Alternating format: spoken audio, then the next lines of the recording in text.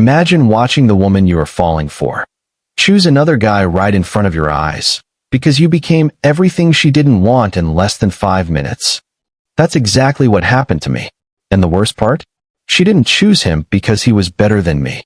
She chose him because I convinced her I wasn't good enough for her. My name is George, and this is the confession that's been eating me alive for 8 months. The story of how I had everything I ever wanted, and threw it away the second another man walked into the room. It was a Friday night at Cornerstone Bar. I'd been talking to Lillian for 45 minutes. 45 perfect minutes where she laughed at every joke, touched my arm when she talked, and kept saying things like, "We should definitely do that together." I was feeling something I hadn't felt in years, confident. Like I actually had a shot with someone incredible. Then Derek walked over. And in that moment, everything I thought I knew about myself crumbled. Because Derek wasn't just tall, successful, and good-looking. He was everything I'd convinced myself I could never be. And when he joined our conversation with that easy smile and natural charisma, I didn't just doubt myself. I sabotaged everything. Now, let me be clear about something. Derek wasn't trying to steal Lillian from me. He was just being friendly, making conversation. But in my head, I'd already lost the battle before it even began. "Mind if I join you guys?" he asked, pulling up a chair. Lillian smiled politely and said, "Sure." But then she looked at me, waiting for me to include him, to lead the conversation, to show I was comfortable with the situation. Instead, I started calculating every reason why she'd prefer him over me. Here's where it gets pathetic. While Derek casually mentioned his weekend ski trip, I sat there mentally cataloging everything he had that I didn't. Better job? Check. Better looks? Definitely. More interesting stories? Obviously. And Lillian noticed my energy shift immediately. I went from the guy who had her attention to the guy who was shrinking in his chair. From confident to nervous. From present to completely in my own head. "So George," Derek said, "what do you do for work?" The way he asked it, so casual, so friendly, but all I heard was a challenge. Like he was sizing me up. But here's the thing that's haunted me ever since. I started competing for Lillian's attention instead of just being myself. When Derek mentioned his marketing job, I tried to make my accounting position sound more impressive than it was. When he talked about traveling, I exaggerated my weekend camping trips. When he was naturally funny, I forced jokes that fell flat. I became a bad imitation of confident instead of just being me. And Lillian? She was watching this whole performance with this look I'll never forget. Not impressed. Not excited. Just disappointed. Because the guy she'd been talking to for the past hour, the one who made her laugh naturally, who listened to her stories, who seemed comfortable in his own skin, that guy had disappeared. But the worst moment was still coming. Derek excused himself to take a call, leaving Lillian and me alone again. This was my chance to reset, to get back to the connection we'd been building. "Sorry about that," I said. "Where were we?" Lillian looked at me with these sad eyes and said, "I don't know, George. Where were we?" She was giving me an opening, a chance to be real with her, to acknowledge what had just happened and move forward. Instead, I made it worse. "Derek seems like a cool guy," I said, trying to sound casual. "You guys probably have more in common than we do." Lillian's face changed. "What do you mean by that?" "I mean, he's obviously more successful, more outgoing. Probably more your type." I was literally handing her over to another man, convincing her that she should want him more than me. And the crazy part? I thought I was being mature about it. "George," she said slowly, "are you giving up on this conversation?" "I'm just being realistic," I said, the words tasting like poison in my mouth. That's when Derek came back. And that's when everything fell apart completely. "Hey, sorry about that work call," Derek said, sitting back down. "What did I miss?" And here's where I made the mistake that still wakes me up at night. Instead of including myself in the conversation, I became the wingman for my own replacement. "Actually," I said, standing up, "I was just telling Lillian she should ask you about your ski trips. Sounds like you two would have some great stories to share." Lillian stared at me like I'd lost my mind. "George, what are you doing?" But I was already backing away from the table. I should probably head out anyway. Early morning tomorrow. It was 9:30 p.m. on a Friday night. "Wait," Lillian said, but I was already walking away. I literally handed the woman I was falling for to another man, and then I left them alone together. I drove home that night thinking I'd done the noble thing, that I'd stepped aside for the better man, that Lillian would appreciate my maturity. But when I got home and really thought about what had happened, the truth hit me like a freight train. Lillian hadn't been comparing Derek and me. I had been. She hadn't been losing interest in me because of him. I had been pulling away from her because of him. She hadn't chosen Derek over me. I had chosen Derek over myself. And the most devastating part? She'd been trying to stop me the entire time. The next morning, I texted Lillian, "Hey, hope you had a good rest of your night." She replied 3 hours later, "George, I'm really confused about what happened last night. Did I do something wrong?" She thought she had done something wrong. The woman who'd spent an hour laughing with me, connecting with me, showing genuine interest, she thought the problem was with her. "No, you were perfect," I texted back. "Derek just seemed more your speed." "Derek?" she replied. "George, I barely know Derek. He was just being friendly. I was there to talk to you." I called her that afternoon, desperate to explain, to fix what I'd broken. "Lillian, I think I misread the situation last night." "George," she said softly, "you didn't misread anything. You decided for me. You decided I preferred Derek without asking what I preferred. You took away my choice. I was trying to be mature about it." "No," she said, and I could hear the hurt in her voice. "You were protecting yourself. You gave up on us before there was even an us to give up on." She was right. I hadn't been mature. I'd been a coward. "Can we try again?" I asked. "Can I take you out properly this time?" The silence on the other end lasted forever. "George," she finally said, "if you couldn't handle one conversation with another guy there, how are you going to handle a relationship? There are always going to be other men around. At work, at parties, in life." "I know, but you showed me that the first time you feel threatened, you'll just disappear. You'll make decisions for both of us based on your own insecurities." Each word was like a knife to the chest, because I knew she was right. I can't be with someone who's going to give up on me every time he thinks someone better walks into the room, she said.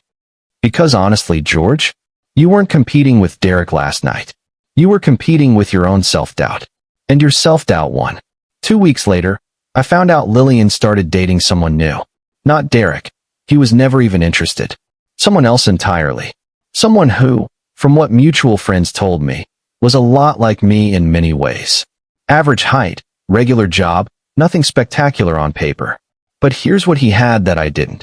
He trusted that if she chose to spend time with him, she wanted to spend time with him. He didn't hand her over to the competition because he didn't see other men as competition for something she was freely giving. That's when I understood what really happened that night. Women aren't attracted to emotional weakness. They're attracted to emotional strength. And the guys who get results with women do so with confidence. Or at least with the bravery to stick it out even when they're feeling insecure inside. I had neither. When Derek joined our conversation, I should have stayed relaxed, stayed confident in myself. I should have remembered that Lillian had chosen to spend her Friday night talking to me, not him. Instead, I saw him as competition and immediately started comparing myself. His job versus mine, his looks versus mine, his stories versus mine. But here's the thing that's been killing me for 8 months. I didn't lose Lillian to Derek's confidence. I lost her to my own insecurity. Derek wasn't trying to take her from me. He was just existing in the same space. But because I focused on what he had instead of what I needed to do, which was simply continue being the guy Lillian had been enjoying talking to, I created a competition that didn't exist. And the worst part? Even while I was sabotaging myself, Lillian kept trying to include me, to bring the focus back to our conversation. She was fighting for us while I was surrendering. 6 months later, I ran into Derek at a coffee shop. We got to talking, and I mentioned that night at the bar. "Oh yeah, you and that girl Lillian," he said. "Man, she was really into you." I remember thinking I was totally third-wheeling that conversation. My blood ran cold. "What do you mean?" "Dude, it was so obvious she was interested in you. She kept trying to steer the conversation back to things you two had been talking about." I actually left early because I felt like I was interrupting something. He left early. While I was spiraling about losing her to him, he was removing himself from the equation because he could see what I couldn't. She wanted me. I asked him if he remembered when he came back from his phone call. Yeah, that was weird, Derek said. You basically introduced us, and then bolted. Lillian looked crushed. She kept asking where you went, if you were coming back. I felt bad for her. Did you try to ask her out? Derek looked at me like I was crazy. Of course not, man. She spent the whole time talking about you. About how funny you were. How much she'd been looking forward to hanging out with you. It was clear she wasn't interested in anyone else that night. I had to excuse myself to the bathroom. Because sitting there in that coffee shop, I realized the full scope of what I'd done. Lillian hadn't just been polite when she tried to include me. She hadn't just been kind when she asked where I was going. She had been fighting for me while I was running from her. That conversation with Derek changed everything I thought I knew about that night. I realized that confidence isn't about being the best guy in the room. It's about trusting that the woman who chose to be there with you actually wants to be there with you. It's about focusing on building the connection instead of protecting yourself from losing it. It's about staying present in the conversation instead of getting lost in your own head. Most women aren't difficult to attract or keep interested. What's difficult is staying out of your own way long enough to let them choose you. I started working on myself after that, learning how to stay confident when other guys were around, how to trust a woman's interest instead of doubting it, how to focus on what I needed to do instead of what other guys had that I didn't. And you know what I discovered? When you stop seeing other men as competition and start trusting your own value, something amazing happens. You actually become more attractive by comparison. Because while other guys are trying to show off or prove themselves, you're just being confident and present. You're focused on her, not on them. And women notice that.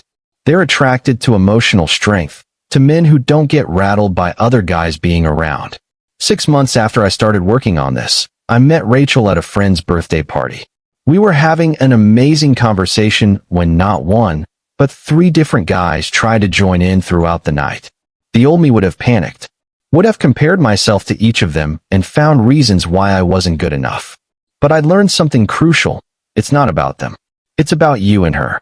So when the first guy came over, tall, handsome, clearly successful, I just stayed relaxed.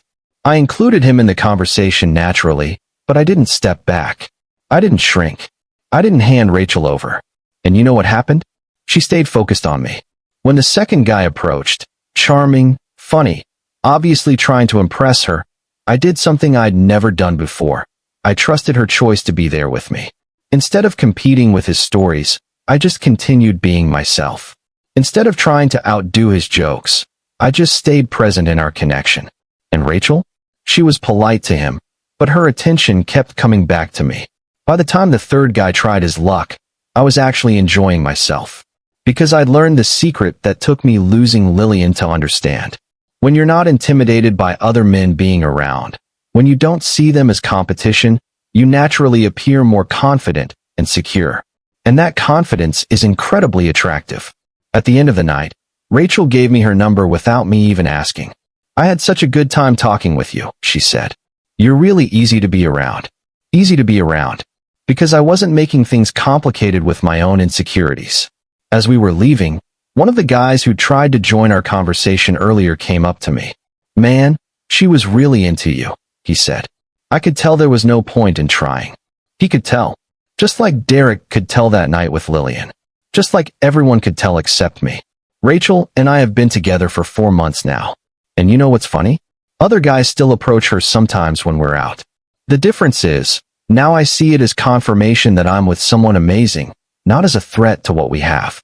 Because I learned that if you focus on other guys and see them as competition, you'll always find reasons why you're not good enough. But if you focus on what you need to do, which is simply continue being the man she chose to be with, you get to keep her. The reality is that yes, there will always be guys who are taller, better looking, more successful. But what they have that you don't have is irrelevant if you focus on making her feel attracted and connected to you. Sometimes I still think about Lillian. About what could have been if I'd just trusted her interest in me that night. If I'd stayed confident for 5 more minutes instead of handing her over to a guy who wasn't even trying to take her. I think about how different my life would be if I'd understood than what I understand now. That she was there with me because she wanted to be there with me. that she kept trying to redirect the conversation back to us because she was interested in us, not him. That when she asked where I was going, it wasn't politeness. It was genuine confusion about why I was leaving.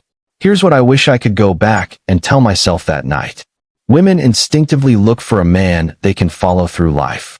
Not because they're weak, but because they want a partner who won't crumble under pressure, who won't doubt himself every time another man enters the picture. If a guy can't handle the pressure of other men simply existing in the same conversation, how is he going to handle the real challenges of life? How is he going to protect and lead in a relationship? Lillian saw my emotional weakness that night and knew she couldn't trust me to stay strong when things got difficult. And she was right. But I've learned from that mistake. I've learned that confidence isn't about being the best man in the room. It's about being secure enough in yourself that you don't need to be. If this story sounds familiar, if you've ever walked away from someone amazing because you didn't think you deserved them, then you need to understand something. You don't lose women to other men. You lose them to your own insecurity. And the good news? That's something you can fix. I spent 8 months wondering how my life would be different if I'd stayed confident that night with Lillian.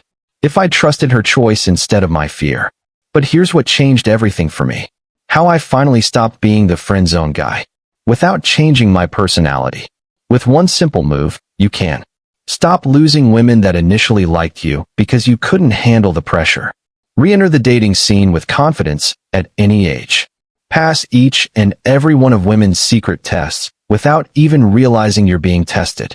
Unlock the Scrambler is the only system that combines eliminating the nice guy behavior ingrained in so many men with the most cutting-edge discoveries of modern psychology.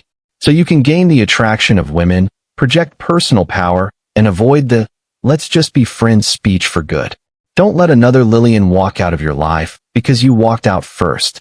Don't spend the next 8 months wondering, what if? Because you were too insecure to trust that she chose you for a reason. Click the link below and discover how to stay confident when it matters most. Because the next time a Derek walks into your conversation, you'll be ready. The next time you have a chance with someone incredible, you won't sabotage it with your own fear. And the next time you're faced with your deepest insecurities, you'll have the tools to push through them instead of running away. Click below now. Don't let another good thing slip away because you convinced yourself you weren't worthy of it. The woman who chooses to spend time with you wants to spend time with you. Trust her judgment. Trust your value. And most importantly, trust that you deserve the love you're so afraid of losing. Stop being the guy who gives up before the game is over. Become the guy who stays in the conversation and wins her heart.